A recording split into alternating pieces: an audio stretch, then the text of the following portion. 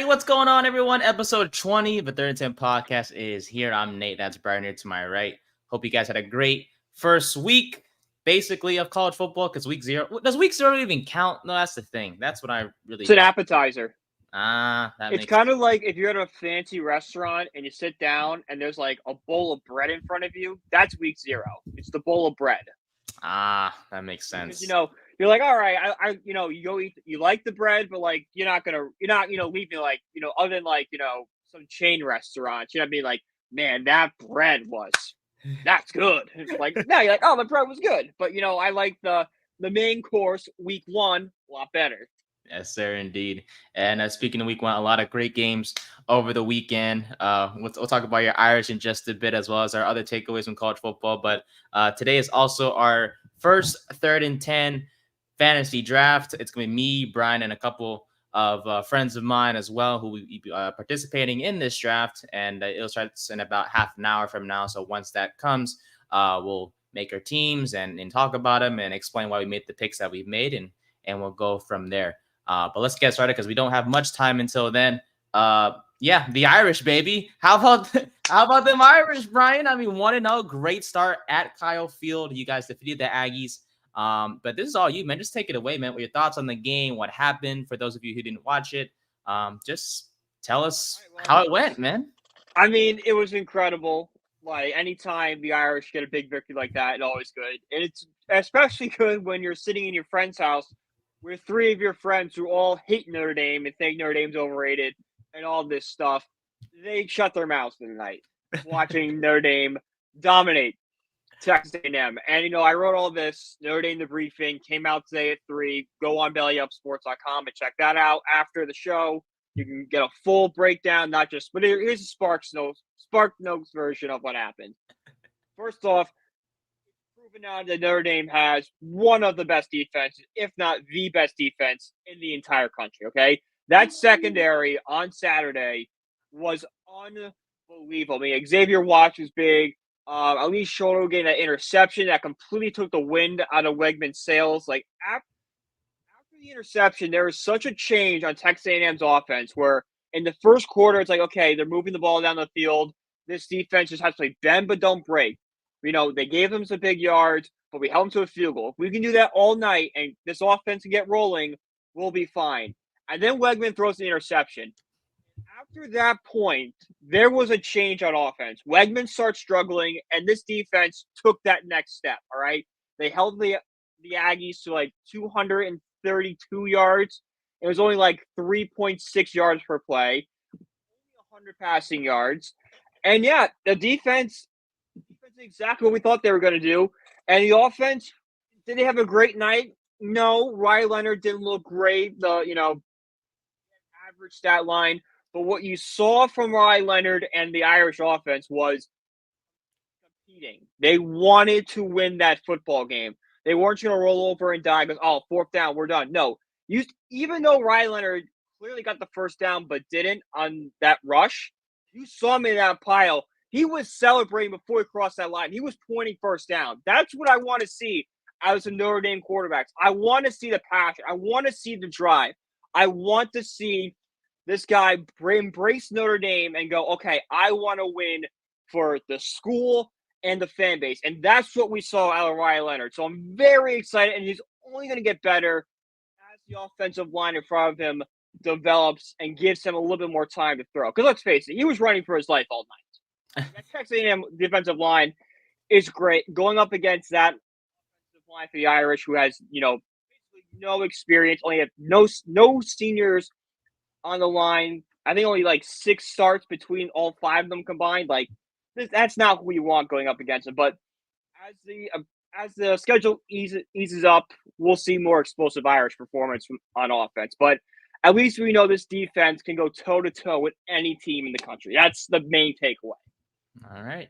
Yeah, I think for me, a few takeaways for me was that Jeremiah Love had a pretty good game, right? Had 91 yards rushing, had a touchdown. I think that the winning touchdown, yeah. There we go. And then Howard Cross had a couple tackles in this game, had a sack as well. So great to see from the Howard Cross's son. for the Irish. And then for the Aggies, man, Weekman, 100 yards passing, 12 of 30, so not efficient whatsoever. Your defense really shut them down, man. And from a rushing perspective, you guys held your own against the Aggies Yeah. offense. So obviously, there were some positives that you just mentioned as well. What are a few things that you want you want to see from the Irish in their next game? Because I'm sure there was some concerns Yeah. taken. I don't want to call this a concern, but the play calling was very conservative from the Irish. They didn't take a lot of shots downfield. It was very, short passes, gain a lot of yards. Like, I want to see this Irish team take a few shots, right? We brought in Chris Mitchell and Collins and transfer portal. Those are supposed to be two big wide receivers.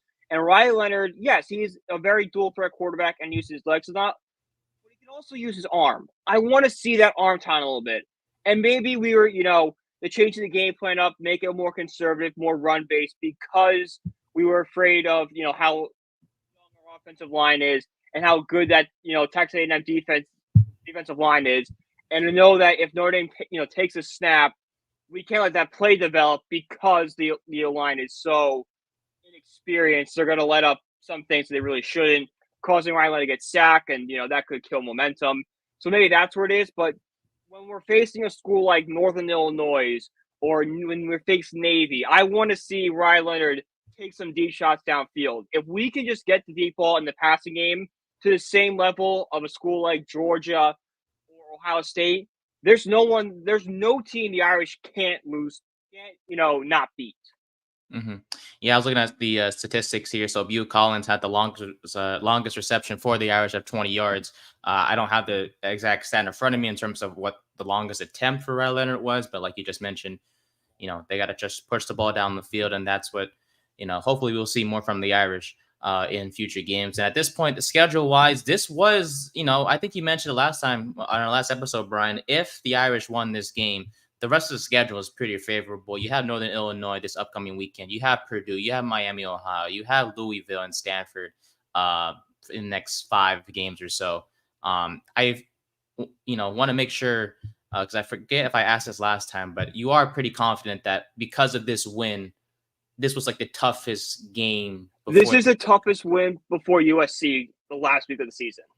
Mm-hmm. Okay. Next hardest game on the schedule. So Notre Dame could very easily be 11-0 going into that final weekend, and with a playoff spot pretty much locked up at that point. Because say Notre Dame goes 11-1, they'll have this great victory against Texas A&M on their resume. They've gone on an 11-game winning streak. Unless something crazy happens, like let's just hypothetically Notre Dame loses to USC. Let's do 31 to 24. Okay. 11-1. Notre Dame still probably gets into that playoff spot, playing a hard-fought victory against probably a ranked USC team. And, beating Texas A&M in Texas A&M, hard place to play. They would probably get 10 on the road, but they would still make the playoffs, which is the main goal for this season, is just get in, right? Get in, and we can see what happens from there. Because I'm expecting more like BCS busters like we had back when we had the BCS, where you had smaller schools like Boise State going on and upsetting Oklahoma in the Fiesta Bowl. Like, upsets are going to be more frequent, like we see in March Madness, and teams that you may not expect to go on a deep run will. So just make it to the dance, and we can see where we go from there. Mm-hmm. And it helps on the schedule that you guys have like 8 straight home games from like September 28th to like the end of November. 8 home games and a bunch of neutral site games. It's I don't like people saying that Notre Dame doesn't play tough opponents. All right, which we do. We play tough. We play ranked opponents. This season, their argument has a little bit of validity. I will give you that. It is a very weak schedule for the Irish. Very weak. But hey, you know what? It happens some years. We were supposed to play University of Miami this year. They backed out on us. Florida State was a ranked game up until last night. They were the 10th best team in the country until they've got 0-2. They're still pretty good. So Notre Dame went from having 4 ranked opponents to only 2. Like, sometimes stuff happens, but we'll see in the future how the schedule goes with conference realignment and all that. I mean, you play what's on your schedule, and Exactly, yeah. I mean, sure, we make the schedule, but we have to set these games 5 years in advance. So mhm, yeah, when we set the play, we set play for a team like Purdue, the Big Ten team. We said that 5 years ago. So we don't know if Purdue's going to be ranked or they're going to be the worst team in the league. We don't know. We're taking a shot on that.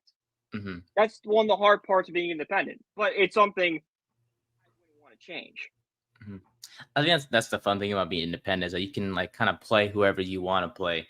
And obviously the Irish aren't shying away from competition. Otherwise, both Massachusetts and UConn, who are also in the independent, would schedule easy opponents too. But you guys, like you just mentioned, you guys do play ranked opponents, and you know it's not your fault if Florida State isn't ranked by the time you guys play them. That's their fault, which they will likely stay unranked for the rest of the season after their. They got much bigger issues to worry about than being ranked. Okay, they have to make sure that people aren't losing their jobs come January. But yeah, That fan's got to eat poop. He's got to eat dog poop. yeah. What's going on with that? I wanted to cover that next. So I saw this story on Thursday. There is a Florida State fan. I forgot his name off the top of my head, but he tweeted out, if Florida State loses to Boston College, he will eat a red Solo cup full of dog crap for the next home game. And I immediately went to my gambling app and immediately placed a bet on Boston College to win because it's a poop game. How can I bet against a poop game? Like if I was on a football team and I knew that an opposing fan had a chance to eat poop if I beat their team, bro, I'm motivated. All right, that's all the motivation I need. Nothing's gonna stop me from winning. I need to see this man eat poop. And I assume, obviously, because Boston College won last night, he's kind of gone off the grid. He has deleted all social media and completely gone off the grid. Cold Iron here. What's up, my guy? Says gross. Oh yeah, for sure. Oh, it's gross, but it's funny. Oh yeah, but why would you risk that though? That's the thing. Like, come on. We saw what they did against. Simply consequences. Your actions have consequences. Is what this is. This man is going to learn a lesson. Don't make stupid bets like this. And now the whole internet is after him. Yeah, I think I saw a tweet. I think this morning. I'm not sure if it was him, but he was like, "Stop bothering me. I'm not gonna eat it." But I'm like, yeah, I have gone on. I fell for that too. That's a fake account. Okay. Or it could be account. It could be a second account he made, but I got like the Twitter, like the the little note thing. Yeah, the community apps. I love the community apps. They're the favorite. There's one time the community app, like someone posted something really wrong, and someone said like community app, and the community app just said, "We're trying. There's too much. There's too many of this. This guy's wrong." Like it was just like that simple. Like I love this. But he better do it though. Seriously, I think if you he could curse Florida State. It could be a curse. Yeah. Okay. See, that's what I don't understand is okay. So I get they lose to Miami in week 0 or whatever. Miami was great, by the way. Shout out to Cam Ward. He played. Dude, he's good. No, Florida lost to Miami. Florida State lost to Georgia Tech. Oh yeah, wrong thing. Oops. I'm too ahead of myself. We'll talk about Miami in a bit. So they lose to Georgia Tech. Florida State did. So my apologies. Ugalele, however you want to say his last name, looked like crap. Comes into this game. I assume it's Boston. This is what I'm assuming. Like I said, I don't know much about college yet, but I'm getting there. I assume Boston College ain't like Georgia Tech. So I'm like, okay, Ugalele will be fine. No, he's worse. So I'm like, he is. What is going on? I don't understand. This guy used to play at Clemson, right? Went to Oregon State, did all right over there. Comes to Florida State. Everyone thinks they're going to win the ACC. And now they're 0-2. So what is it about Florida State, in your opinion? Is it the quarterback? Is it the coach? Is it the I think it's coach. Because if we look at Mike Norvell and we look at his record, along the ACC kiddie pool and staying out of the defense, I mean, hey, Florida State is currently suing the ACC to try to get to the SEC, okay? I think that's a funny thing to remember about all this right now is Florida State and Clemson are doing everything in their power to get to the SEC because that's what they want to be. They might need to take a detour into the Big 12, but if you gave them truth serum and said what you could magically pick what conference, they would pick the SEC. That's where they want to be. These two teams have no business being in the SEC at all. Okay, Florida State has been a disaster for years. Mike Norvell they have not been good since Jimbo Fisher left them. All right, since Jameis and Jimbo left them, Florida State has not figured out. Clemson needs to fire Daboll Sweeney. That's the only way they're gonna ever be good again. And that's not an indictment on Daboll Sweeney. He's a great college coach. He built a dynasty at Clemson. The problem with Daboll is the game has passed him on. He is refusing to use a transfer portal, and that's just something you have to do in 2024. You can't build your team just off recruits now. There needs to be some transfers coming in to fill in the gaps when your seniors leave, so when your highly touted recruits come in. That's what Notre Dame has done with their quarterback situation. They knew they had C.J. Carr coming, so they have, okay, Ian Book's our starter. He graduated. We're bringing in Jack Cohen, Sam Hartman, and now Ryan Leonard. And now C.J. Carr should be ready next season to come in and start. Okay. Florida State, it's definitely Norvell. His record without Jordan Travis is like 2-10. Something's off with him. So if Florida State fires him, then they can kind of start being good again. Can they save their season still? What do you mean by save their season? In terms of, they were picked as somewhat favorites to win the ACC. Can they still Well, they're definitely not going to win the ACC. They're 0-2 right now in conference play. Like, they still got some hard games coming up. So next week they'll play Memphis. I figure they'd be favored in that game. They have to play Cal, which would be a toss-up. SMU, again, toss-up. We don't know what Clemson's going to be. They still have to play Miami, which is pretty good. They have to go into South Bend and play Notre Dame, and they have to go and play Florida. Florida will come play them the last week of the season. So it doesn't look good for them. If they can finish this season, if they can rebound, go 8-4, that's a giant win for them. I don't think they will. I think this team is going 4-8, 3-9. So playoffs are like out of the question. Playoffs are out of the question right now. Yeah, even if the only way Florida State can even make the playoffs is if by some miracle they win the ACC, which is not going to, unless the ACC crashes this year. That's not going to happen. Alrighty. Well, I think, I ain't gonna lie, Ukulele looks like crap.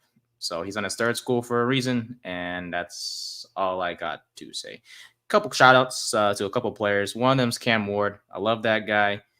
He's Jared, who I join on the corner booth every week. He's, that's his team, Miami Hurricanes. And Ward looks like a pretty good quarterback. I'm just saying he should be on the Giants' radar next Bingo. year. Yeah, he's a good one. He's very nonchalant, but he makes his throws look so effortless. He's someone to monitor for sure. And kid from Ole Miss too. Jackson Dart. He looks like a lot of just talented prospects the Giants have to work with. Through. Yeah, except Klubnik. God forbid. I don't know if he's eligible this year for the draft, but I don't know, but I really don't think they'll draft him. Thank God. He looks like man. Georgia said hell. And he was supposed to be the savior of Clemson. He was going to be the one to turn it all around. Yeah, it didn't work out, but they had him. Oh, that's not working either? The downside of Clemson needs to be studied by someone one day. It could be us, but one day. Sweeney not adapting to the new world of college football. Nick Saban was smart and got out because he was starting to get hurt by it. Mm-hmm. Dabo just might stay in a little too long. And the worst part is this stuff happens in sports. All right? Legends lose touch of the game. Bill Belichick lost touch of the game, all right? We saw that last season when Belichick went. I forgot the Patriots went this year, but Belichick fell off, and we're just seeing right now Daboll Sweeney fall off. So, is Clemson done and not going to succeed under Daboll Sweeney? I would say right now, yes, but who knows? Could they go out and get a star quarterback? We saw what this team could do when they had a Deshaun Watson or Trevor Lawrence as starting quarterback, all right? And everyone thought DJ was the next guy. And in that Notre Dame game, he started during the COVID season when Trevor Lawrence had COVID and DJ had to start. We saw a pretty decent performance out of them. Now, unfortunately for him, it didn't work out, and now it's not looking out for Club Nick to work out from either. But I'm just saying that Dabo either needs to really nail these recruiting classes, or he needs to spin it and start getting recruits in here, because that's the only way this Clemson team is even going to remotely be back to the team it once was. Yeah, I do want to mention also the 17-year-old receiver from Alabama.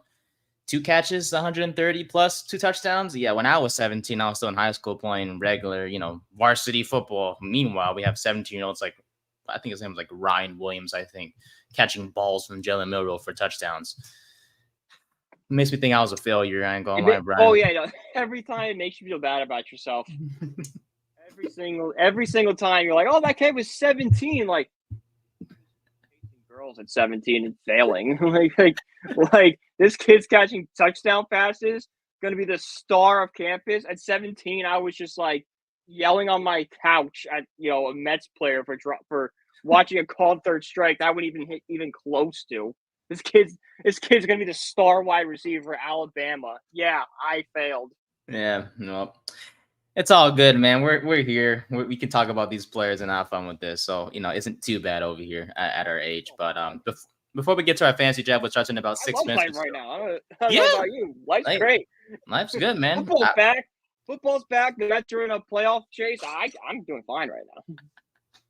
Speaking of football being back, week 1 does start this week on Thursday, actually, with the Chiefs and the Ravens. We'll have our Giants breakdown later on this week for you guys as well. Give our predictions for the season in terms of our the record, and then previewing that Minnesota game, which is this Sunday. How excited are you, Brian? I'm so happy. I cannot wait. I've already got my plans. I will be at MetLife Stadium at 8:30 in the morning, right when the parking lot opens. No way, you're going. I'm going to the game. Yep. Congratulations. Let's go. Yes. Very exciting. Very exciting, like always. Going to party at my parking spot, go and watch the game, and have a great time. Heck yeah, man. We'll have fun there. Take pictures, of course. And then we'll give our previews and stuff like that for the game later this week. But Ravens and Chiefs kick off this Thursday. Eagles and Packers on Friday, which is a bit of a weird one considering it's on a Friday, but excited for that one as well. It's just here, I don't even care what day, as long as it's here, which is finally, as we waited so long for this. But we do have. There's no football tonight. All right. Like, I got the Mets on. I got the Mets on right now, but they're done at 10. I don't know what I'm going to do after that. Sports Center. I don't know. But here's the thing: a couple of news from the Giants, though, we want to discuss before we head to the draft, and we'll have the draft screen for you guys here to follow along. Adoree Jackson, we talked about multiple times. The Giants need a corner. The Giants need a corner. The Giants need a corner. They finally got a corner. Adoree Jackson is back with us. Your thoughts on that, Brian? I love it. Yep. I love it. I said when the tweet came out that the Giants are going to be active in the market, I'm like, watch safety and watch secondary, watch running back. And this is the Giants going after a player who they have familiarity with, who knows generally what the system is going to be. I know it's going to be a little different now that Shane Bowman's DC and not Wink Martindale. But from what I've seen, it's a very similar system, so it won't be too hard for him to pick up. But great signing, another veteran in that very young secondary to be kind of a leader on the team. Be that mentor to the young guys and have them develop into better corners and safeties. Less pressure on Cordell Flott, less pressure on Drew Phillips. Phillips is expected to be that slot corner regardless of what happens. But, in the event that we didn't sign Adoree, they would have likely tried Phillips on the outside, which is not to his comfort. But thank God Adoree's back. I don't think we have any contract details as of right now, but we'll get it for you guys. It's later. Probably a 1-year deal, league minimum. Makes sense. I mean, no one else was going to sign him. I haven't seen any details either, but if I had to guess, no details have been released this long. It's probably something like that. Uh, well, no one else really wanted him, and why not come back to a team you, like you just mentioned, have familiarity with, back with Shane Bowen, who they worked together back in Tennessee. So just honestly, I'm happy to see him back. I think he took over number 2021, I believe, in honor of one of his high school teammates, if I'm not mistaken. But Love that. Love when your number has a story behind it. Like Ray Lewis, like you say whatever you want about Ray Lewis. Having being 52 because he used to do the deck of cards story is one of the coolest stories in football. 100%. He's a legend, man. What Ray Lewis is. Let's see. A couple other things. Brian Daboll, no surprise, we'll be calling plays for the Shocking. Giants. Oh, we're so surprised. He's been saying that for the past 3 weeks. I know, like he's been saying it, but like on the low, not officially saying it. But today it was announced that he is officially calling plays. You mentioned it before. You love that he's doing it. Why not have the guy who's it is his playbook, so might as well let him call the plays. So excited to see him. Hopefully, a lot more explosive play calls this upcoming season, especially with the weapons the Giants have. And speaking of weapons, Malik Nabers. Honestly, shout out to the Flaherty family for unretired or letting him wear number 1. It's crazy how a rookie can not even play a snap in a regular season game and have a number unretired. I mean, it's huge. It also puts a little bit more pressure on Nabers to be good because you can't be known as the guy that unretired a number and flamed out. All right, you can't be that guy. Sorry. Yeah, I mean, look, even said he said himself, he was like, he understands the sort of pressure, not I guess sort of the pressure that he has on him to perform, and the Flaherty family was like, yeah, look, hopefully that number's retired again, and we hope so too. That means that Nabers did have a pretty good career with us, and everything starts this week. Number 1 looks really good on him, though. I gotta say, once I saw that, him revealed, I was like, yep, this is the number. I will admit, Labor Day weekend, everyone knows what 20-year-olds do during Labor Day weekend. I was a few in and had not great decision. I was this close buying a Nabers jersey. This close. Dang it! Didn't do it, but I was this close. We both got to do it. We both got to do it for sure, or at least get one new jersey this week. This season, I gotta say. I my Saquon jersey, so I do need a new jersey. Yeah, me too. I have too many Saquon stuff, so I gotta take them out. It was weird. I lit mine on fire, and we found pieces of it in the yard still the other day. I'm like, oh, memories. Oh my god. Well, that's it. We'll discuss more Giants in our next episode. But as of right now, our fantasy draft is starting in about 15 seconds. Look, I have the 7th pick. Brian, you have the, I believe, the 6th pick. Okay. Yeah, it doesn't really. If we reveal who we're choosing, then that just ruins everything. So we'll see. It really does. Really does. Didn't know that sound was gonna go off. Really amping up their game here, huh? Man, ESPN, I tell you, man, they're doing their thing. But 8 people in our league this year. It's me, you, a few of my friends as well from high school, and their family is involved as well. I think a few of them have family members in here. As the draft is off to a flying start. Christian McCaffrey goes off the board, and wow, we're okay. Well, this is fast. Hey, the funniest name I've ever seen in my life. We gotta slow down, gentlemen. Jesus. McCaffrey goes 1, Tyreek 2, CD 3. Man, y'all gotta slow down for us real quick, man. Damn. But yeah, so Young Hoku is amazing. That's an incredible name. A lot of creativity with the names this year by the members of our league. I tell you. Your pick's almost after Ernie goes here. Your selection is up. What are you thinking? Running back or receiver? Who are you? I just want to. Is this PPR or no? This is PPR. That is correct. All right, so I definitely know who I'm leading to. I got a couple choices here. Okay, the guys you want are still on the board. That's good. Yeah, I have 3 players in mind right now. 2 I'm kind of leaning towards more. Okay. Yeah, it helps It helps that we have, obviously the 1 quarterback spot on the starting line. We have 2 running backs, 2 receivers, a tight end, and because it's an 8-team league, we just had to go with 3 flex spots just to, make it more. Makes perfect sense. Yeah. Extend, get scoring higher, and also when you're in 8-team leagues, it makes the waiver wire kind of not realistic as Bijan Yeah. goes. So all my boys are on the clock here. Ooh, okay. All right. Well, That's like, I mean, I probably won't get both of them, but I'm going to go with Mr. Justin Jefferson. I mean, okay. some people have him going 1-1. Some people, he was one of the best fantasy players last year. I know the quarterback situation isn't great with Sam Darnold, but when you have a player like Justin Jefferson right there, you can't not go after him. Mm-hmm. And look, Sam Darnold is Sam Darnold, and of course he's on his third team now. But at the end of the day, Jefferson is the best receiver in the league by far, and I don't think Darnold. His job is easy: just get Jefferson the football, and he's going to produce either way.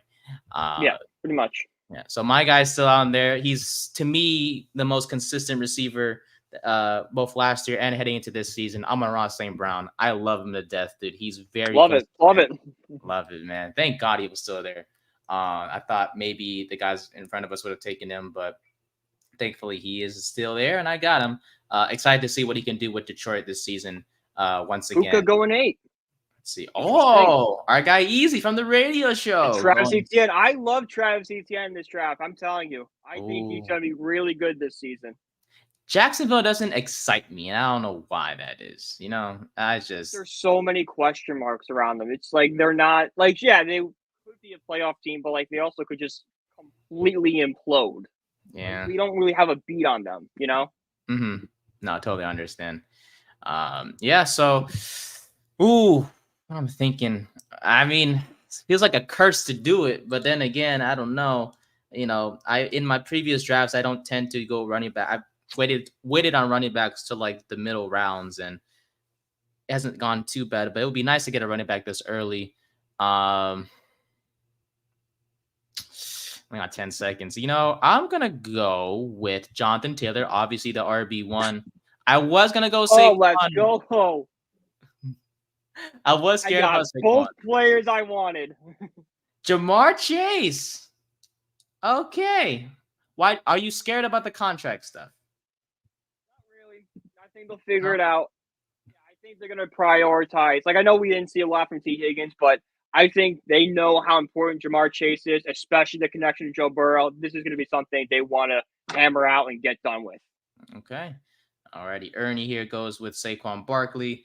So my friend Isaac is on the clock now. Let's see what he goes with. Yeah, Isaac, he's one guy. We go back to elementary school and high school. He's someone we were in a fantasy basketball draft in the past, and we always talk about the James Harden stuff. It's a long story, but he goes with AJ Brown here. Obviously, we're not Eagles fans, but from a fantasy standpoint, AJ Brown is the wide receiver number 1 in Philadelphia. So, great selection. Great pick. AJ Brown is might be the one Eagle. Maybe him and Jalen Hurts are the only Eagles I would consider taking in a fantasy draft like this. Not Saquon, not a Devontae Smith. Those two don't really.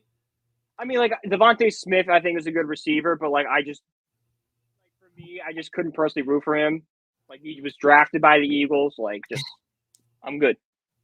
The Eagles, burned us by trading up with the Cowboys to jump in front of us.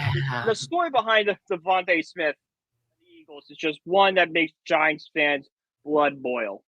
So they really hate us, man. They really hate us. You know what? It's a mutual feeling. I know we're supposed to be impartial and unbiased. I'll do that for the 31 other teams in the league. I hate you, the city of Philadelphia, and I will until the day I die. And even then, the generations after me hate you as much as I do. Your future kids will be raised to hate the Eagles. Yes, exactly. The word Philadelphia will be a curse word in our household. Oh my God! As we're approaching the end of round 2 here, in the previous pick, Big Baller Crocodiles, my guy Josh, he goes with Marvin Harrison Jr. from Arizona. Obviously, great pick there. Even though he's a rookie, he's obviously going to be the main target for Kyler Murray. Him and Trey McBride will dominate Murray's attention for most of the year because there's so much uncertainty behind Harrison in terms of receiver room. You have Greg Dortch, which is not really a promising thing to say in Arizona. So Harrison definitely going to take up a lot of the targets there in Arizona. As day drinkers here goes the Derrick Henry and Chris Olave. Interesting. Yeah, Olave, obviously, wide receiver number 1 in New Orleans, but the Saints, they have Derek Carr, and when you have Derek Carr, it's not the most exciting thing in the world to No. have. And I mean this with much respect to our guy Easy here, who is a Saints fan, but yeah, sorry New Orleans, things don't look very promising over there. No. And he also Big Baller Crocodiles goes with Josh Allen, first quarterback off the board here in round 3. Wow. I don't blame him. I really don't. You might as well get your quarterback now. Josh Allen is a dual threat guy who has been finishing as like the top leading fantasy quarterback for like 3 of the past 4 years, and it makes sense. He's obviously great arm, can make plays with his legs and whatnot. So great selection there. Gibbs goes after Allen, followed by Kyron Williams and Isaiah Pacheco. Injury concerns with Kyron Williams, but Brian, as your pick is up here, who are you gonna go with? I'm kind of forced to take a running back here because I went receiver back to back. I don't want to be like a no one at receiver. So little bit of a reach.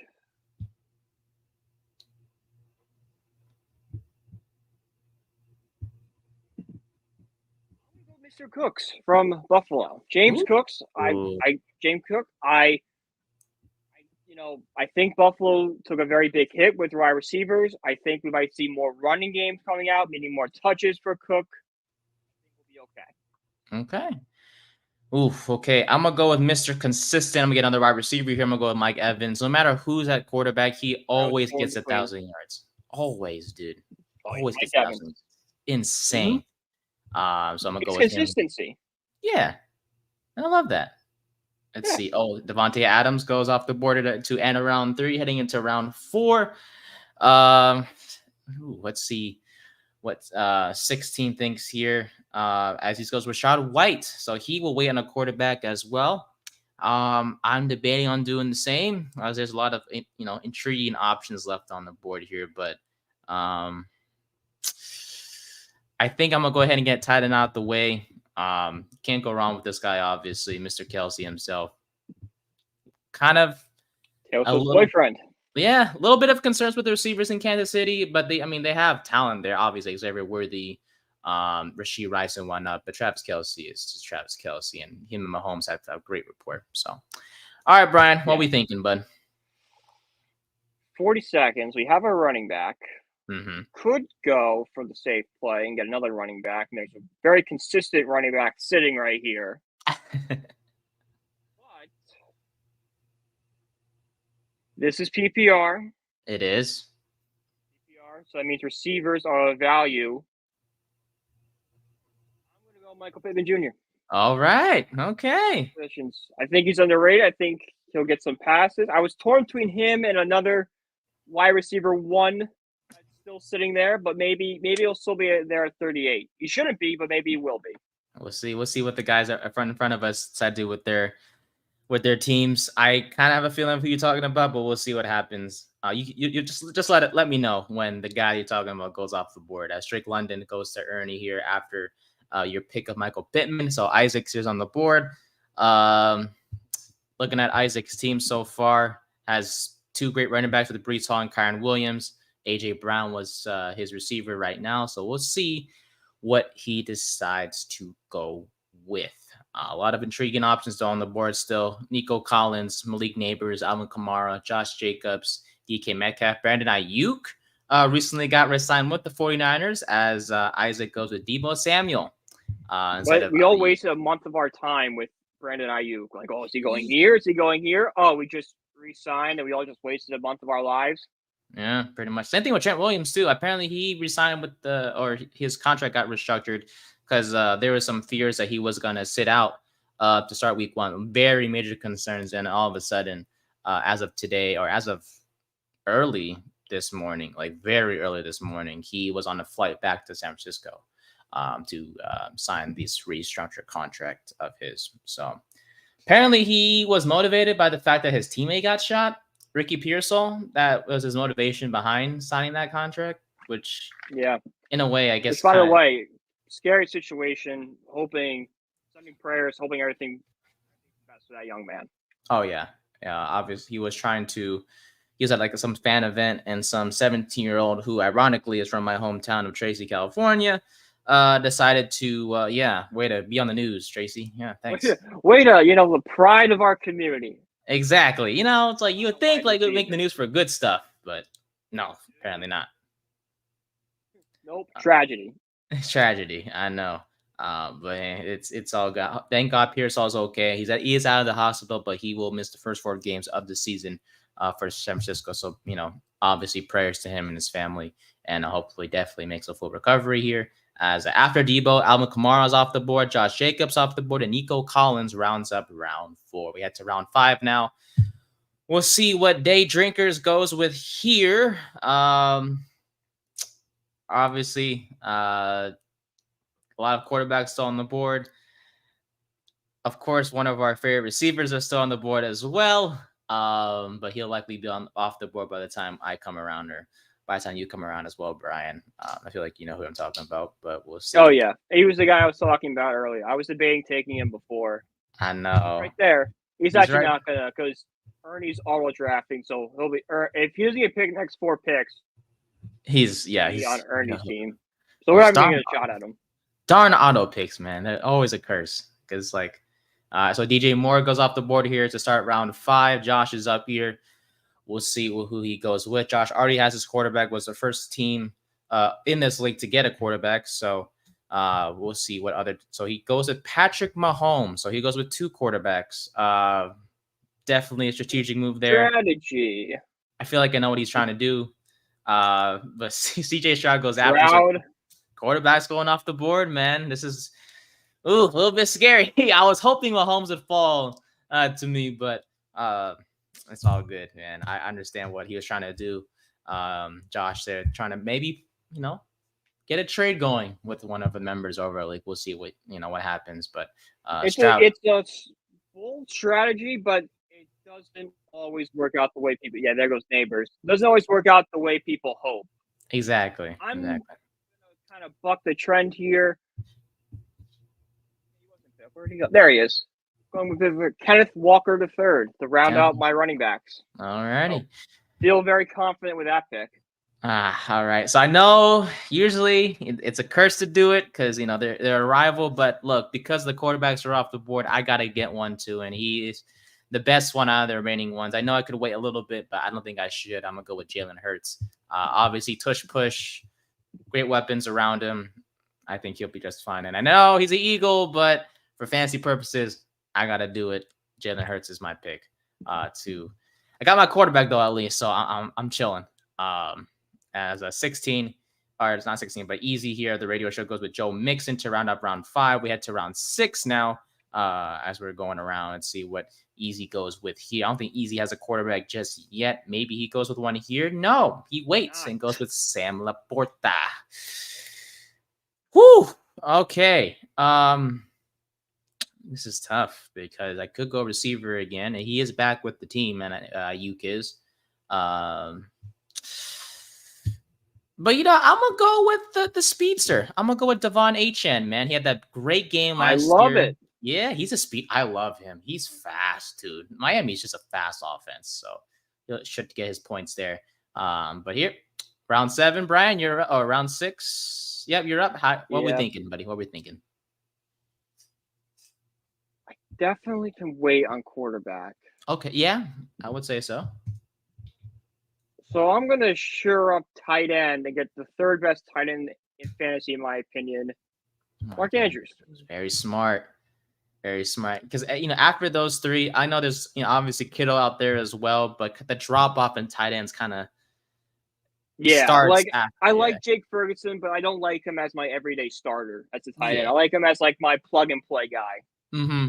Exactly. So Trey McBride goes off the board as well after DK Metcalf. Does Cooper Kupp just went off the board as well.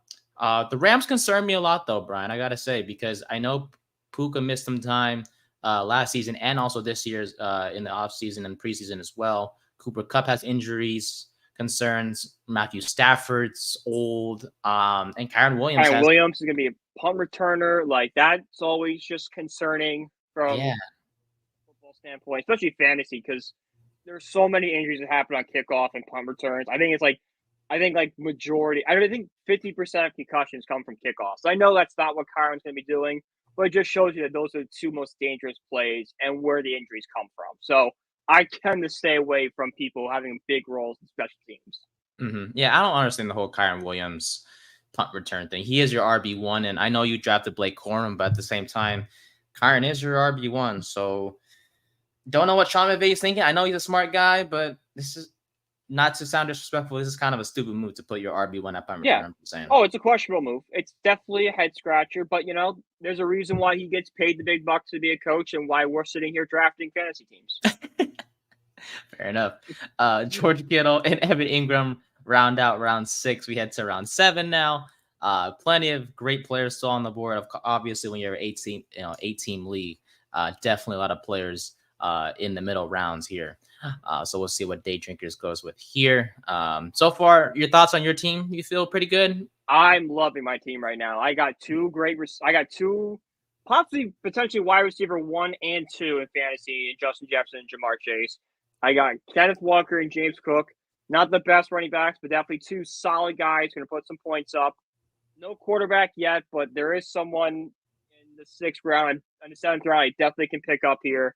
Mark Andrews at tight end, love it, and Pittman Jr., just a reliable guy at flex. We'll figure a team out from there. Alrighty. Yeah, for this year, our fantasy league isn't for money, but we are thinking about doing like a last place punishment type thing. Brian, definitely. I know I think we've seen on social media last place punishments by people and stuff like that. What's like the worst last place punishment you can think of that you've seen on social media or just in general from thinking about it? I think like the 24 hours in like a McDonald's has to hurt, or like Waffle House. Not from like, I think this is sort of like the uncomfortability, like, oh my god, I'm in a McDonald's for 24 hours, and like I kind of feel bad just sitting in here with these employees. Like I look like such a weirdo right now. Yeah. Or going on the date with the blow up doll. That's a rough one. That was rough. It's like you're talking to that doll and everyone's like, what are they doing? Here we go. Turn back up. Anthony Richardson. You're concerned, but he's got so much upside. I can't not take him right now. Okay. Yeah, I mean, Week 14 be a bloodbath for me, though. Yeah. Are you scared about his injuries with Richardson? Yes, terrified. Oh. But he's got so much upside, like I can't not pick him. I feel you. Like I don't love Prescott in fantasy. I like Joe Burrow, but like I don't know he's going to be coming off the knee injury. Is he going to be rusty coming back? I rather just go with the young guy who's only played in 4 games, but it was an electric 4 games we saw him in, and he does have that dual threat ability. I do like in my fantasy quarterback, so we'll see what we get here. But we'll definitely need to draft a solid backup quarterback just in case. Would you consider Prescott? You know what? I can't ask that. We'll find out what you decide to do. There's still plenty of quarterbacks there to draft, though. So, yeah, I think for me, Richardson definitely scares me. Obviously, last year, it was a promising rookie season for him before he got hurt. So hopefully he just stays healthy, man, and we'll see what happens with the Colts. Definitely, I have my doubts about them, but hey, they can always prove me wrong. As Devontae Smith and Jordan Love go off the board here. That was one of the backups I had was. Darn. Love was a bit overpaid, though, and that's what kind of scares. I don't know why it does, but I don't know. I just feel like he was overpaid, and that's no bueno. Alrighty, let's see. What am I thinking? 30 seconds left. So plenty of receivers. Do I go?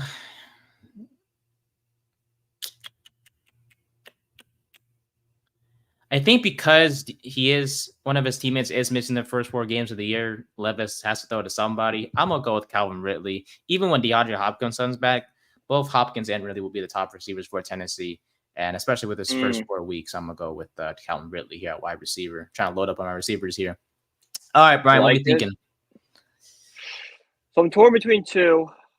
I mean, I'm taking a lot of gambles. This player is banged up right now. Oof. He's coming off not banged up. He's gone through practice on Monday. Okay. Looks like he's ready to go for game time. I'd be kicking myself if I don't pick him up. Jalen Waddle. Okay. No, that was actually my between him and Ridley. For me, the injury never really scared me. It's just a matter of like I don't know. I was thinking about DeAndre Hopkins missing the week 1, I think, for Tennessee. So Waddle's a great pick, honestly. Tyreek and him are the best receivers on the team. I know they got Odell, but even Odell's missing like since the start of the season too. So great pick. No doubts about that whatsoever. Joe Burrow goes off the board here for Ernie. Isaac's back up for round 8. We'll see what he decides to go with here. Yeah, I think for me, when I go back to the last place punishment stuff, I feel like I could handle the McDonald's stuff. So is it everything that you eat minus an hour, or how does that? I've seen it kind of vary. Okay. I saw one which is really cool. Is they made a spreadsheet and they put the entire McDonald's menu on it. And like, okay, if you eat a Big Mac, that's an hour and a half. If you have a French fry, that's a half hour. Like it was like coordinated with what you eat took off a certain amount of time. But majority I've seen is for every burger you eat, you lose an hour. Oh shoot. But that's like a lot of burgers. Yeah. So think about it, 12 McDonald's burgers and your half your sentence is gone. Do you really want to eat 12 McDonald's burgers? I would probably not eat anything for like a day and a half, and then I'd be like, yeah. We'll see. If I pretty sure I won't come in last place, but God forbid. But we'll see. We'll see what the punishment is, and whoever comes last. We got to figure that out still.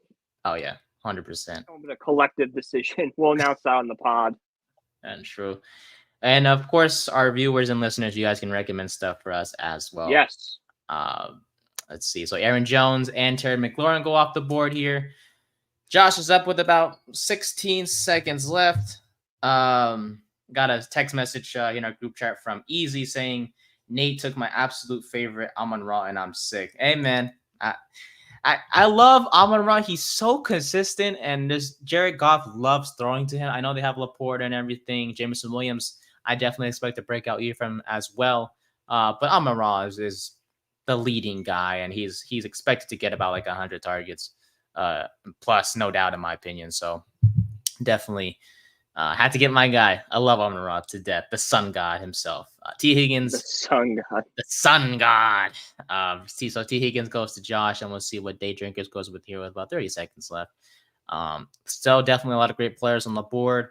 Your thoughts? I want to get your thoughts on it because he might be off the board by the time we come around, Brian. Your thoughts on Ramondre Stevenson? Because I know New England's backfield, he is the leading guy, 100%. I think Antonio Gibson is there as well in New England. But with the Patriots offense looking very lackluster as it is, do you expect Stevenson to be good from a fantasy perspective, or do you feel like his performance will be kind of struggling? I think Stevenson is good if you want just like a flex option bench starter, because I think he's going to rack up a lot of yards.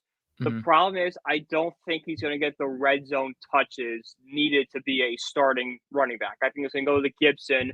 He's going to hand the ball to him and just kind of bulldoze his way for 3 or 4 yards. Love Stevenson a lot. I've drafted him the past couple seasons. He's been a very big performer for me, but I think this year might stay back from, unless the value is great. Unless he kind of falls down these boards here and is like 2 or 3 rounds from now. Right now, I think I might steer clear. As you know, speaking of him, he goes off the board to Epstein's Young Hoku. So definitely Epstein's Young Hoku. What a name, man! I tell you, that's incredible. That's incredible. I don't know who has that team. I gotta find out. I don't know whose team is that. Okay, I want to rule that guy. Whoever he is, if he comes in last place, he's excused from a punishment because that's an incredible name. Oh, Jesus.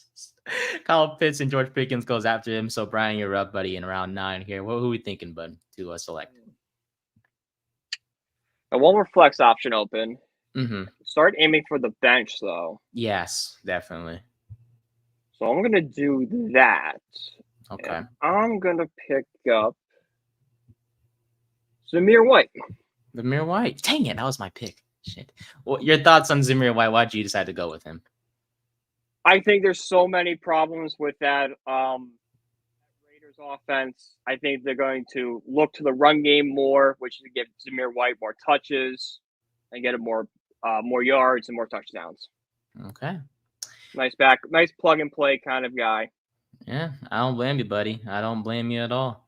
All right. I should go running back, but I'm a load up on my receivers because I can. Deontay Johnson, Bryce Young. He has to throw to somebody, and Deontay Johnson is that guy. He was traded from Pittsburgh, and I think we can all agree that he needed a fresh start. And he gets one in Carolina. So I'm gonna go Deontay Johnson. Oh yeah.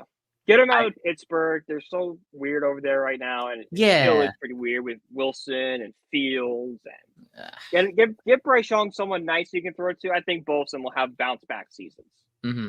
Is it good to have that 2 quarterback issue? Because I know that people will say 2 quarterbacks is better than none, but is it a good thing? It's not, because if you have 2 quarterbacks, it doesn't mean you have one. That means you have 2 guys, and neither one of them is good enough to outplay the other one. So it just caused, there's some exceptions like, Joe Montana and Steve Young. Okay, you had 2 Hall of Fame quarterbacks. But most of the time, it's like Justin Fields and Russell Wilson, and a guy that's kind of been a bust in the league versus a guy that's kind of washed up. Like, it's kind of like which one is, neither one of these is great situation, but it's which one is not going to be as bad as the other. Exactly. So as you're up as well, I decided to go with Javonte Williams. Honestly, I understand. I think there were some issues with Denver's backfield this season in terms of who's going to start, but he's arguably the best one out of the bunch. So I decided to go with Javonte. Yeah. You went with Keenan Allen. That was one guy I really like heading to this season. Your thoughts on Keenan Allen? Why'd you went with him? I love Keenan Allen. I know he didn't have a great season last year. He's kind of getting older, but he's going to be Caleb Williams, probably number 1 target for the Bears. A young quarterback. They like to find that chemistry with the receiver early. I think Keenan Allen can be that guy and be a really good flex option for you. Gotcha. They have some weapons in there in Chicago. As Easy stops by and says, "Hi, what's up, my guy?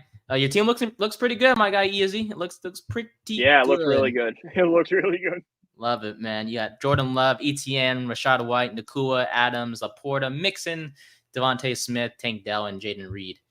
So far on your team. So solid picks by you, my guy. So good luck the rest of the way. Glad you're in the league, man, and glad you stopped by. I appreciate you as always.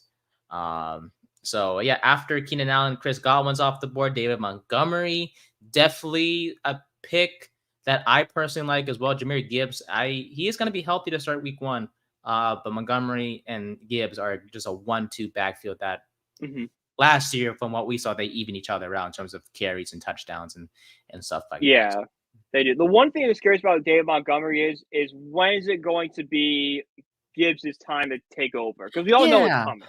Yeah, just a matter of when, right? And we don't. It's the one thing keeping me away. Like, as an early season option, like you got a bunch of guys with early bye weeks, and David Montgomery can kind of still be there. I like it, but if you're expecting a whole season, you might want to rethink going after Montgomery. Mm-hmm. Yeah. So after Montgomery, I believe, so Christian Watson was off the board. Keon Coleman, one of my favorite rookie receivers. I mean, I really hope he and Josh Allen kind of built that fast report start the season, because I know they have Khalil Shakir, I know they have Curtis Samuel, but in my opinion, Coleman feels like the most likely to be Stephon Diggs' the Stephon Diggs replacement, basically, in Buffalo. Yeah. So, and he has a heck of a personality. Yeah, heck of a personality, by the way. Keon Coleman does. Remember the draft video about the golf situation? That was hilarious. I love it. But yeah, Najee is off the board to round off round 10. We head to round 11 now. So we got 8 rounds left. We got, 7 bench spots and a kicker and defensive spot as well. So we'll see what happens. When do you draft your kicker and defense normally? Oh, definitely. Last 2 rounds. 100%. Last 2 rounds? Okay. Yeah. I'm the same way, but my buddy the other day was explaining he's got a strategy where he picks, let's say we're doing a 15 rounds. Round 13, he'll pick a kicker or a defense. So it guarantees him the pick of the litter for any bench player he wants in the later rounds because everyone's going to be going after kicker and tight defense at that point. I'm like, that's actually like pretty good logic. Like, it's not something I would do, but definitely not the worst idea I've ever heard. Mm-hmm. I think for me, my strategy for defenses heading into this season, it's going to be streaming a lot. I'm definitely going to hit the waiver wire a lot. Matchups matter to me, as to all of us, of course. But I'm banking on matchups helping me with my fantasy defense and kicker. Like honestly, I don't really care. Yeah. So You can let's get see. anyone at that point. Exactly. Like, Easy is it says, nice to have Justin Tucker? Sure, but like, yeah, it's but not there's going to make other or break your kickers. season. Yeah, like there's Yeah. other kickers. Easy says you took Amon-Ra, hurt my soul. I'm sorry, I had to get my guy, man. And then Brian, you took Jefferson, and that also hurt as well.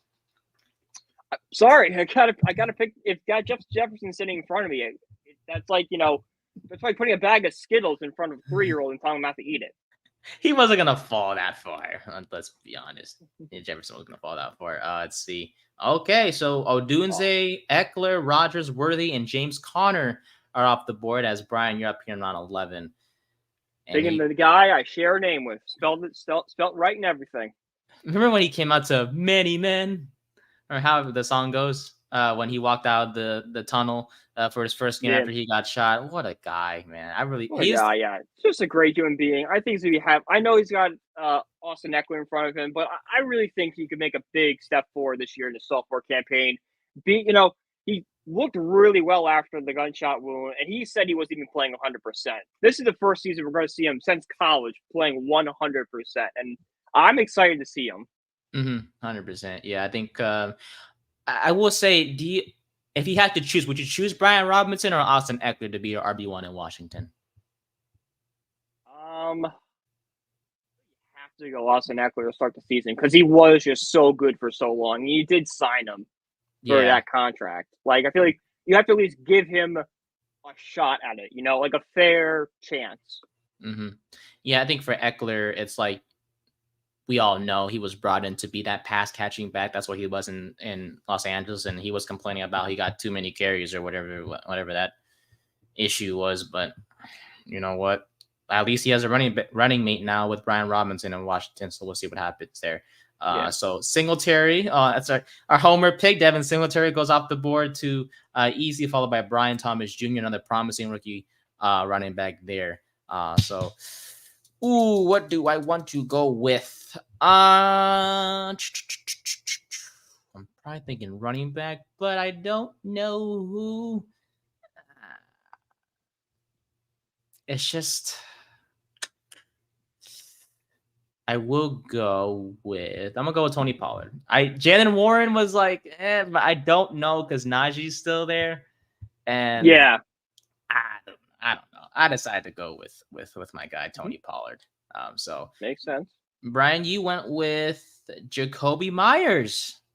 I think Jacoby Myers is one of the more underrated players in the game. I know he's with Vegas. The quarterback situation's a mess right now. But if you watch him in New England, he was Mac Jones' number one target, and he made Mac Jones look really, really good. And I take back everything I said about FC Jung Hoku as he takes a defense in the 12th round. You're no longer excused for the punishment if you come in last. Do you see any logic behind it? Maybe, Is he a Browns fan? I don't know. I really don't. I honestly, I don't know who has that team. Like, I gotta look into that, but kind of a bit early to go defense, but I guess so, man. I guess so. So yeah, after you went with Myers, Njoku's off the board, Kyler's off the board, the Browns defense, and then DeAndre Hopkins. Definitely a homer pick there by my guy Josh, as he's a Titans fan himself. So Hopkins will, I think, likely miss week 1. I don't know about the weeks after, but hopefully he's healthy soon because that Tennessee offense, if everyone's healthy, in my opinion, they are loaded, dude. That defense they have at Tennessee too. They're a sleeper team for sure. They are. No, they are. They've gotten a lot better. Like, I kind of take back some things I said by AFC South preview with them. It's all in Will Levis right now. It's all in Will Levis to make this team good. Mm-hmm. Oh yeah.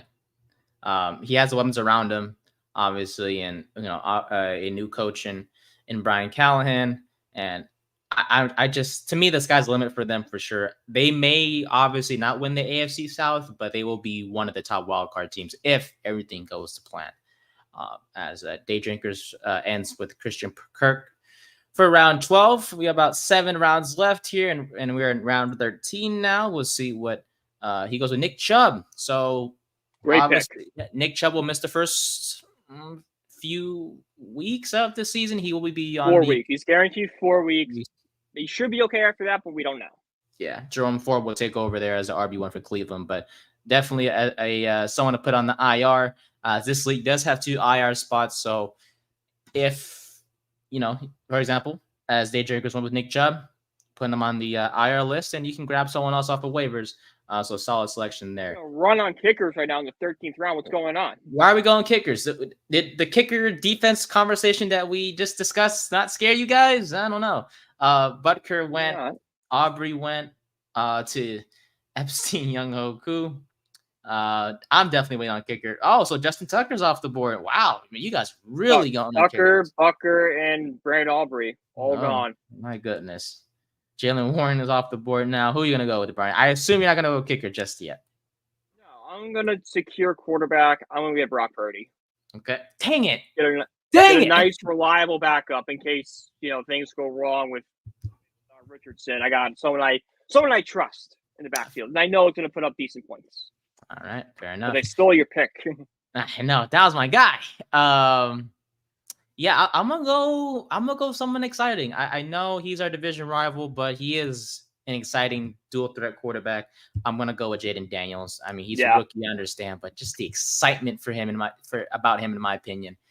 Had I not picked Anthony Richardson, it was gonna be Jaden Daniels, my backup quarterback, without question. He is gonna be so. I think he's the best. I know it's hard to say about Caleb Williams.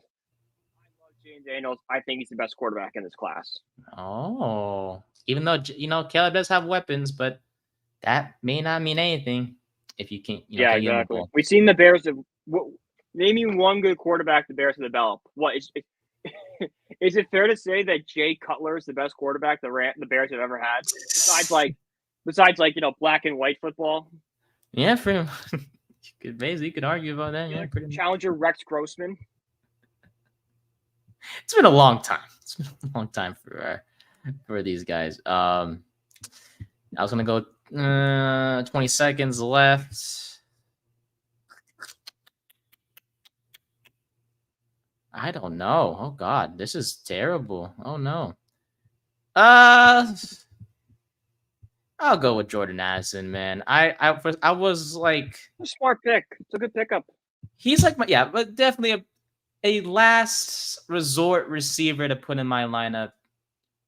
Hopefully I don't have to, because they have Justin Jefferson and there's Sam Darnold, even though his job really isn't that hard to get the ball to Jefferson.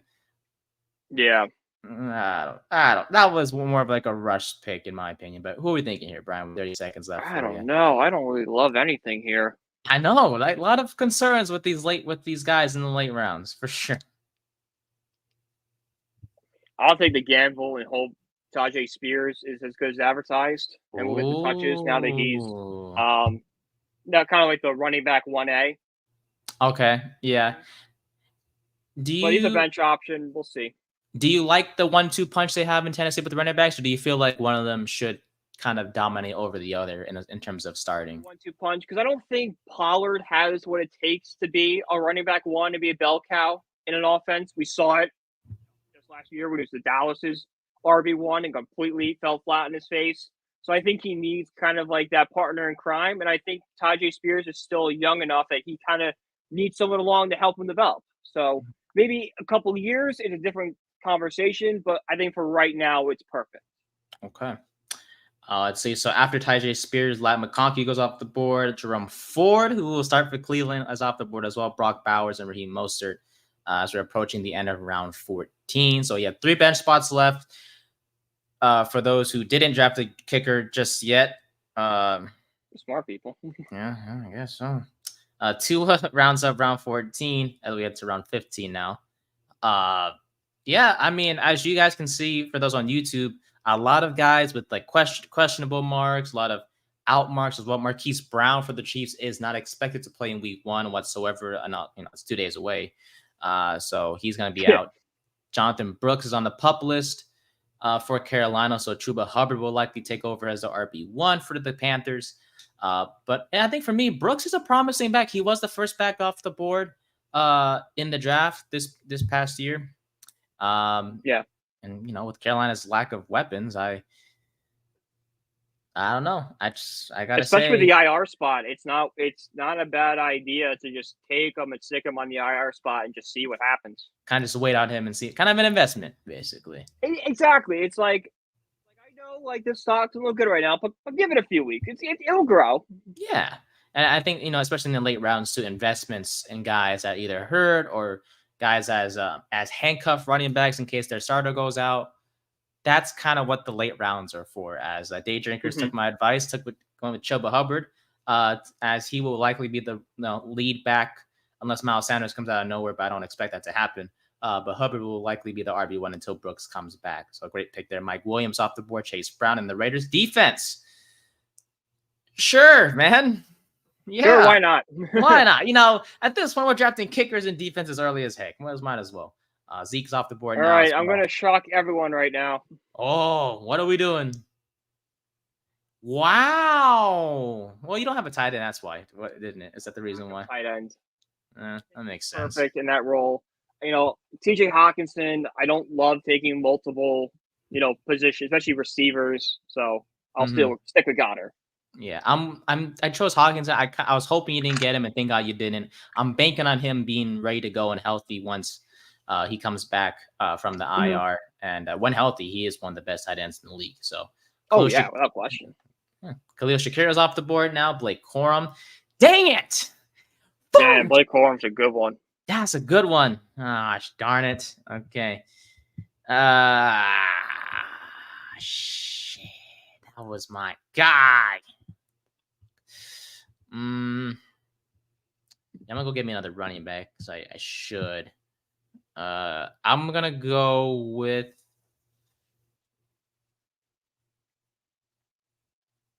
I might as well go. I'm gonna go with Trey Benson, man. James Conner is gonna get hurt at some point this year, and when that happens, Trey Benson will be one of the best running backs from a fantasy perspective. When that happens, so I'm gonna go with Benson. Yeah, you're right.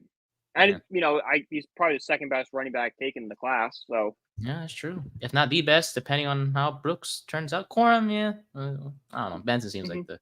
You went with Jalen Polk. Oh, yeah. Very nice. Why'd you go with Jalen Polk? The Patriots, they need someone to step up in the passing game, and Polk was kind of overshadowed by on Doomsday in Washington. Maybe it's a similar situation with how Justin Jefferson was overshadowed by Jamar Chase and LSU. I'm not saying that going to be the next Justin Jefferson. I'm just saying he might be someone we overlooked, and he's actually going to be pretty good as a wide receiver, especially in a place that needs a wide receiver one like New England. Okay. So Zach Moss off the board, J.K. Dobbins off the board. Jonathan Brooks is out as well. So, I guess he doesn't fall to me, I guess. So good investment there by FC Younghoku to get Brooks and the weight on him. Definitely has the talent to be one of the best running backs from a fantasy perspective. And since he's a rookie as well, promising career there. Ravens defense goes off the board. Yeah. Baltimore's defense is a scary bunch. They are definitely a scary bunch over there. As we are approaching the end of round 16. Yeah, I mean, shoot, I got to get my defense and kicker eventually, but I do have one more bench spot left. Despite the fact this is an 8-team league, despite the fact that we did have 3 flex spots, there will still be a lot of quality players in the waiver wire. So for the guys, it's just the nature of 8-team leagues. Yeah. If I had any advice for the guys in here, don't worry about it. There's going to be plenty of quality guys on the waiver wire. As Jameson Williams is off the board now. I love me some Jameson. I hope he does break out this year. I really do. He's a speedster. Yeah. He's a speedster. Let's see. All right. So he's back on the board clock for round 17. Let's see who he goes with. Marquise Brown, Lockett, Gus Edwards, Justin Herbert still out there. Usually Herbert's not available this late, but because of the uncertainty with the Chargers receiving room and the backfield, I don't blame our No. members for not getting him. I kind of feel bad for him, Herbert. I really do, man. He lost a lot of people. Like all of his weapons are just gone. Eckler. Yeah, I feel bad for him because I feel like people give him like Trevor Lawrence treatment, like how he has a big contract, never prove anything. But Mm, he's also never had anything to prove with. yeah. Look at his supporting cast. Imagine if he got drafted by the Giants. Oh, we would not have this issue right now with the quarterback position. Could you imagine Malik Nabers and Justin Herbert as a wide Ooh, receiver combination? that'd be so good. Can we trade for him, Chargers? I'm just kidding. They're And pretty. you know what? I'm just doing revisionist history in my head right now. If we were to draft Justin, actually, we wouldn't get Andrew Thomas unless Herbert came out a year earlier, so we Mhm. wouldn't have gotten Daniel Jones. So Uh, I'm gonna do that. That one makes me happier. Tyler, let's see. Marquise Brown and Tyler Lockett are off the board now. Yeah, I'm thinking about just doing that one final bench spot and then focus on defensive kicker from there. We'll see. Joshua Palmer. If anyone's going to shine from that Chargers receiving room, it's going to be Josh Palmer. Has experience as a leading receiver for the Chargers a year before. And if anyone's going to shine, it's going to be him. So good Yeah. pick there. Gus Edwards, him and J.K. Dobbins, former Ravens, they're now on the Chargers now. So they can't even get away from each other because they both play the same position. So we'll see who comes out of that as the RB1 there in Los Angeles. Tyler Algier goes off the board by you. Why'd you go with Algier? Because you do have Bijan. The Falcons have Bijan, but you believe in Yeah, Algier. I just like Adoree. I don't know what it is. I've always liked him. I liked him when they drafted him. I thought he was an underrated guy. I think he's gonna get nice touches to be kind of a streamlined, flex position. No one crazy, but just if you're gonna bot a pinch and you need someone to go in there, I think Algier's your guy. Okay. Yeah. Let's see. Oh, clock is ticking. Clock is ticking. Should I? Screw it. I'll go with the San Francisco Niners defense. Don't let me down, boys. I never draft defense, quote unquote, early. I usually, like I said, I'm focused on streaming defenses, but Mm-hmm. it is, and I don't know. It's gonna be hard for me to drop the Niners defense this year. It really will. Like they really have to suck for me to be like, all right, I'm gonna drop you guys. Yeah, In I'm done with fantasy. this. Let's see. So Herbert's off the board now. Cowboys defense goes off the board as well. You know what? I'm gonna follow your friend's advice. I'm gonna go with my defense kicker, get out of the way, and have the pick of the litter for my last bench. Shout out Anthony. Let's Yeah, go. man, Anthony, that's a solid strategy by your friend. But kicker, who did I go with? Kicker. Shoot. I don't know. I'm gonna go Dicker the kicker, man. Damn it! Let's go! I like him because his name is funny. Oh, imagine we do a trade. I'll go little brother here. Ooh. Oh, the Jets defense. Let's see. Looks like Nook is playing around. What? Hopkins is playing week 1. Oh crap. Well, good for the Titans, man. Let's see. Brian. Yeah, I said Titans. Good for them. agreed, Brian. I think Polk could be the better pro receiver for the. Yeah, I don't know. Personally, I just feel like New England's offense just sucks. But they do. yeah, they do. To just put it nicely, man. Yes, they do. They're bad, but Dylan Polk, honestly, definitely promising. Honestly, if May was a starter, he and Polk could create a solid chemistry because Jacoby Brissett's there. Yeah, not too promising over there in New England because honestly, Brissett looked like crap in the preseason, and they still want to start him. Patriots, I guess you want to suck this year, man. No, that's on you guys. I'm just saying. Respect to all the Patriots fans out there, but okay, they had 20 years of dominance. All right, they deserve a few down seasons. Yeah, but don't they want to win? Like, Brissett isn't the way to go. They've won 6 Super Bowls in this century. Oh, it's ridiculous. Oh wow, yeah, definitely a lot of promising guys on the waiver wire. Holy crap! I'm surprised. Yeah, none of us got Giants players. Well, Yeah, Malik was the only one that was like worth yeah. drafting. Like, maybe Wandale Robinson or Hyatt can be a waiver wire guy, but outside of that, nothing really there. Daniel Jones. I'm just kidding. No. We'd I be. mean, like, he could be a streamlined starter. He would have to do a lot, like He will a have to do a lot. lot to consider. Like even one good performance would not be enough for someone in our Dude, league. I'm talking about like he's gonna have like 8 straight weeks of constantly putting up 15 or more fantasy points to be considered. Like, okay, maybe this is an option. Exactly. Let's see. So last round now. Thank goodness. Let's see. We got Jake Elliott off the board in round 19 here. Tyler Conklin, Zach Charbonnet, Trey Tucker, Greg Zerling with Evan McPherson. Not a bad kickers, but honestly, I was gonna say we could trade kicker for kicker since he won Dicker so much, but I'm gonna lie, that Chargers offense sucks so much that the points they're gonna score is gonna be kickers.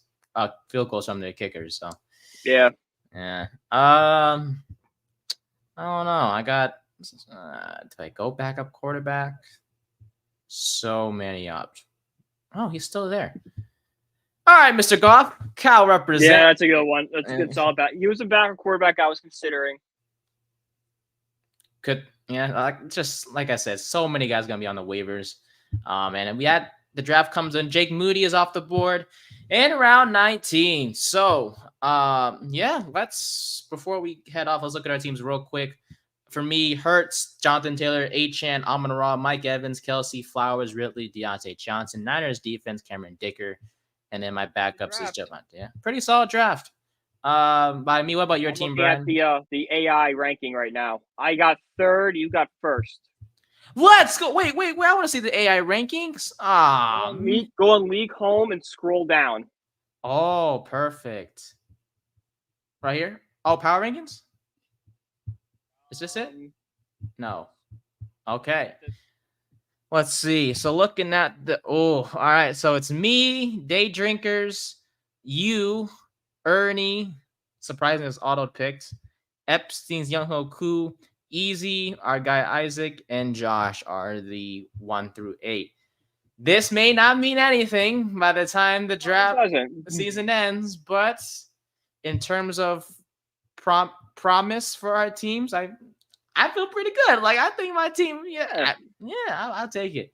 But look, it's gonna be a fun year. This is the first time we're doing a league for the podcast with you in it as well, Brian. So best of luck. I don't know the schedule in terms of when we play each other, but definitely gonna be a next fun. Week. No, next week. Son of a. Yeah. Could they wait till later? I don't play right now. No. So yeah, we'll do fancy some fantasy breakdowns throughout the season. Check on our teams and whatnot. But in terms of week 1, it's going to be Isaac versus Easy, Ernie versus Robert. Oh, so Robert's the one with the Day Drinkers team. Okay. I got Epstein's Young Ho Koo, and then you have my guy Josh to start week 1. So definitely going to be a fun fantasy league, fantasy year for the both of us and for everyone else in the league. So congrats to our members for getting the guys that they wanted, hopefully, and best of luck to you guys as well, and best of luck as well to you as well, Brian. And let's see what happens here. But that'll wrap things up here. We've gone quite a while, but obviously, fancy drafts will do that to you. Later this week will be another episode for you folks as well. We'll break down the Giants versus the Vikings. Week 1 is finally here, and we'll be busting out those century red uniforms. You see the helmets in practice today. The helmets didn't look bad on the players. I will give it that. I'm like, okay, I kind of like the helmet. If they wear the helmet more in the season, that's fine. But I get the whole matching thing. I got to see the red jersey on the field. Maybe I'll like it on the field. Maybe I will. Maybe it'll look better on a player scoring touchdowns. It's just the pants. Pants look like crap. They literally look like crap, but I digress. So we'll wrap things up here. Thank you so much for watching and listening. We appreciate you guys. As always, follow us on YouTube at Nate Productions, and then check out our podcast or this episode wherever you get your podcast, Spotify, Apple Music, etc. Until the next one, we'll see you guys then.